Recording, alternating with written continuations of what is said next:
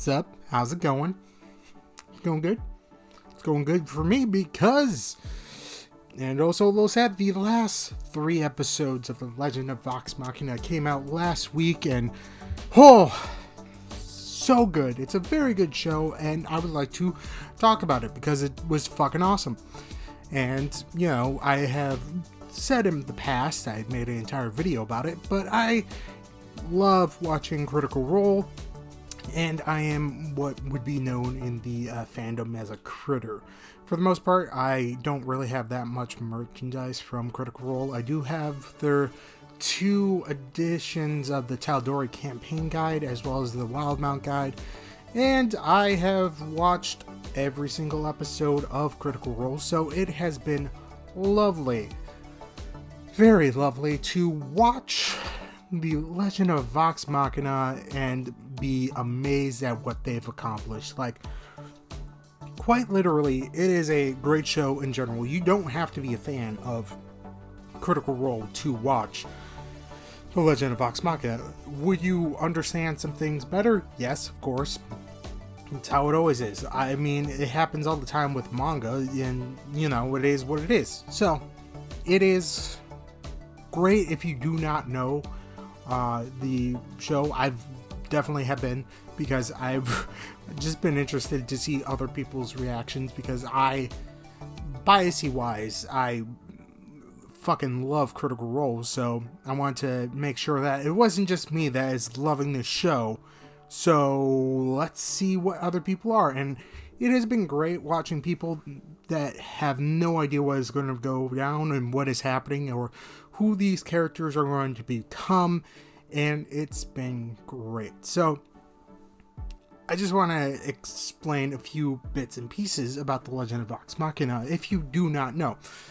So, way back when, a few years ago, there were these bunch of nerdy-ass voice actors that sat around and played Dungeons and Dragons, and then one day Felicia Day of Geek and Sundry was like, yo, let's put it on Twitch and stream it to the world, and it was essentially history at that. And back in that was around 2015, and in 2019,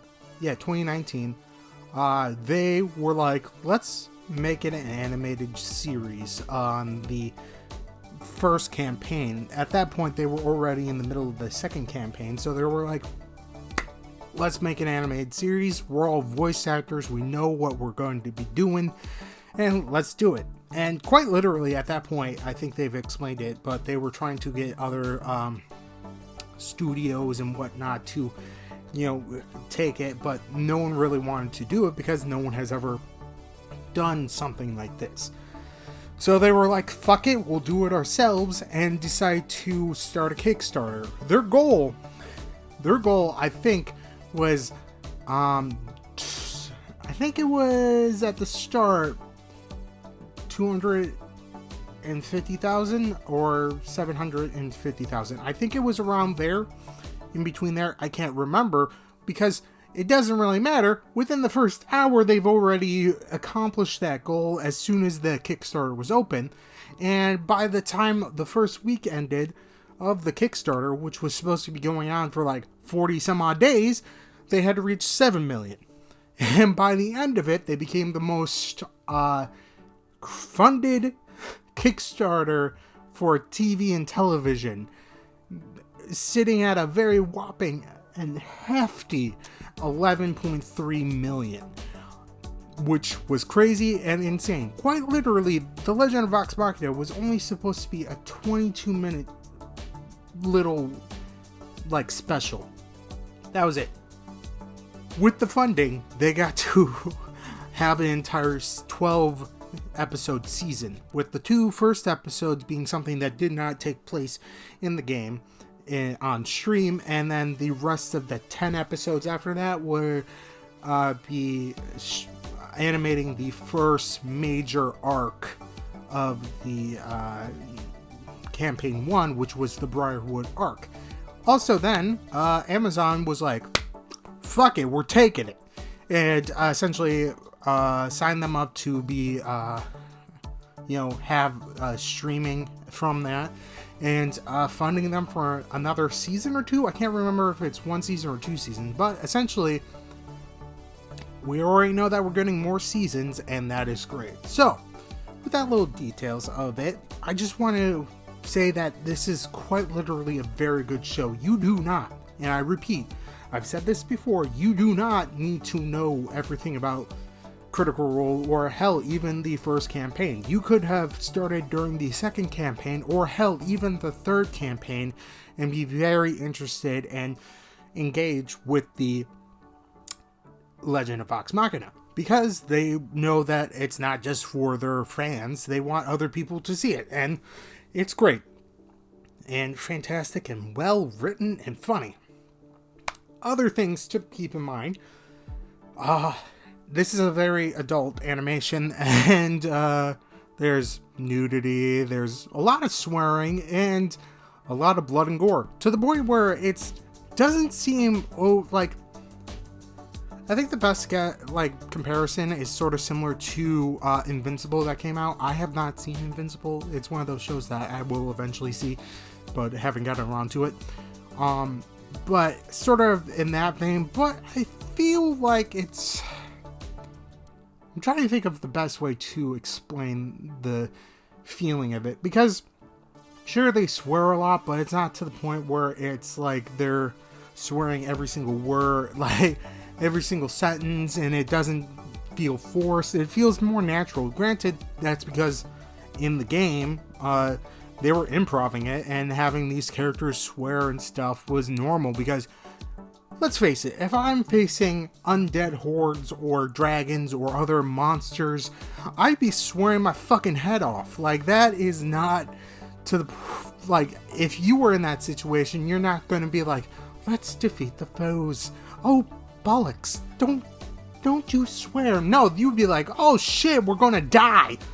Let's do this, motherfuckers. And it's quite like what a normal people would talk about. Like, it's the dialogue in it feels more reminiscent of a group of people that have known each other for a while, talking and shooting the shit. Like, it's sort of, I guess the best recent example is the dialogue that was in the Castlevania animated series. Like, that feels natural and it doesn't feel forced, and yeah, it's a very good show, and it definitely is adult, but not in the sense of like a Family Guy or American Dad or any of the other adult cartoons. It's not like, sure, there is potty humor in it, but it's not like trying to get a laugh out of you for just that. There are very witty comments, there are scenes that are stupidly funny, and you just want to see the group Vox Machina succeed in everything that they do,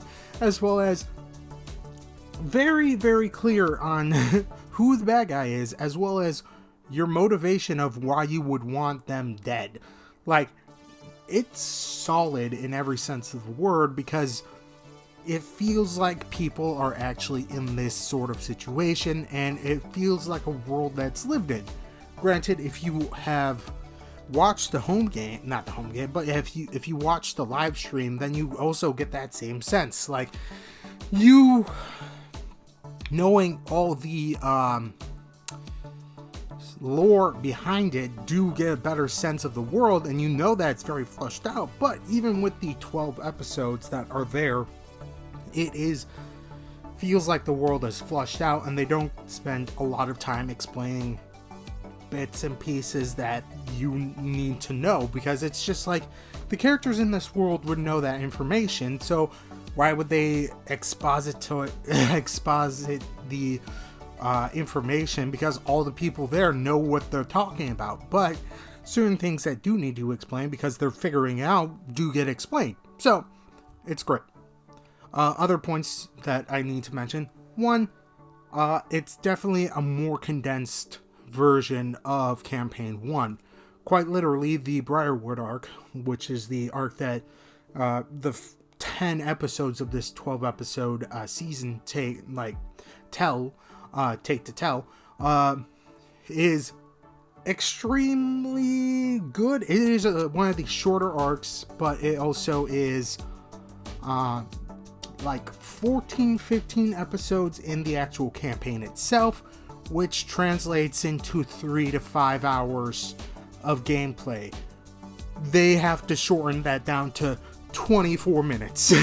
So, needless to say, it's cutting out some stuff, but it has the full sense of it, and sometimes it's better to cut it down. Granted, with the fact that every one of the cast are producers on it, they can tell better stories that I feel like are doing the show justice. Granted, there are some points that are missed out on, like, why are there undead giants in Whitestone? Well, if you watch the campaign, you'll know that the Vox Machina found a stone giant fortress in the mountains before getting to Whitestone, and they're like, oh, there's the undead giants. There's certain things that are cut out for storytelling purposes, which are fine. They don't really need to be there.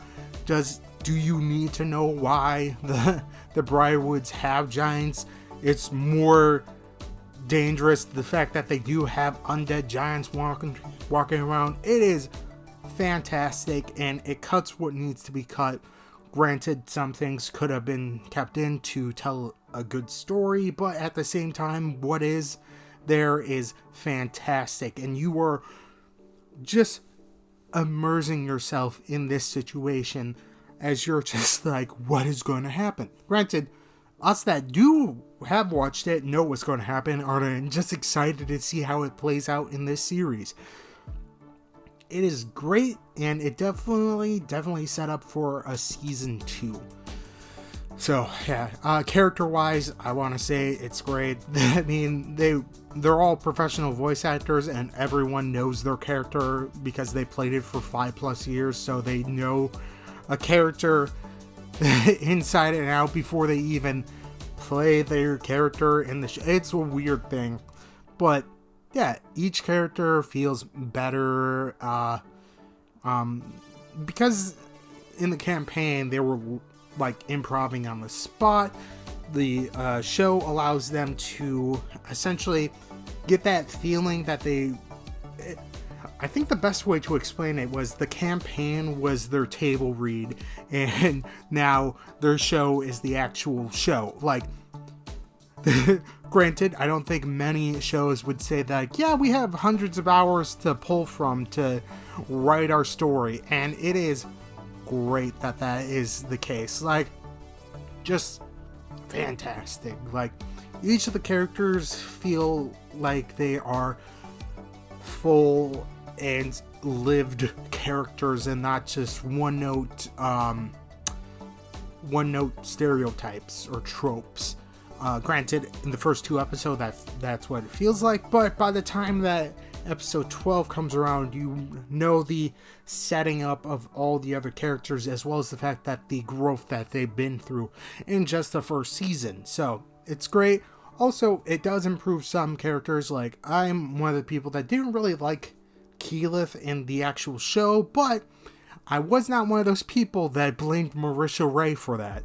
I did not think that Keyleth and Marisha Ray had the same fucking personality like some of you assholes did.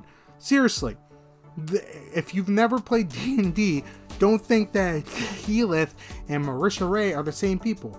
And it took until campaign 2 when Marisha pulled out Beauregard to finally be like, oh, they're not the same people. And I'm like, no shit, Sherlock. Like, what the fuck are you talking about? So, it quite literally is great. It also sets up a lot of the different plot points that you've know about from the live show that actually are able to be put in earlier on and have a very, very interesting sort of feel now, as well as what the implications of those are for the future, especially if you have not watched Critical Role. Now then, would I say that it would be great if everyone just watched the show, like watched the live stream? Of course, but I also understand because, I mean, I've watched anime and I have tried to get people into stuff, and then I also remember One Piece. I still need to finish One Piece. finish in the sense that I will catch up to it. Granted, I'm in the 600s and it's now 1,000 at this point, so yeah, I understand, because by episode 100 of the campaign, they were already at 13 days of not resting to watch all of the episodes. So, yeah, and then the rest, the 15 more, I think it maybe added a full day. But, yeah, it is great, and a great way to introduce someone to Critical Role. And if they like it, be like, hey, do you want to see how these events transpired in the actual game? Here you go. And if they go from there, great. And I'm 100% excited to see what season 2 is bringing, and I hope that they've already started production on it, and hopefully it's maybe next year, or the end of next year, hopefully, or the beginning of the year after that. I am excited.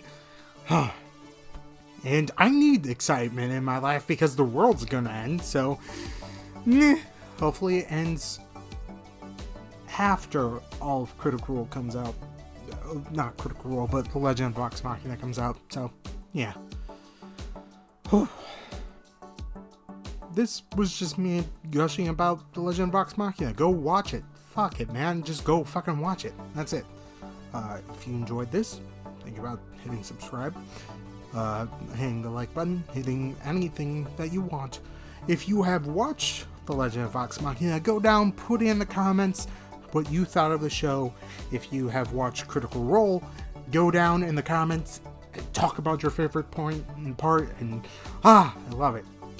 So that's it. Be safe, and it's almost Thursday. Bye.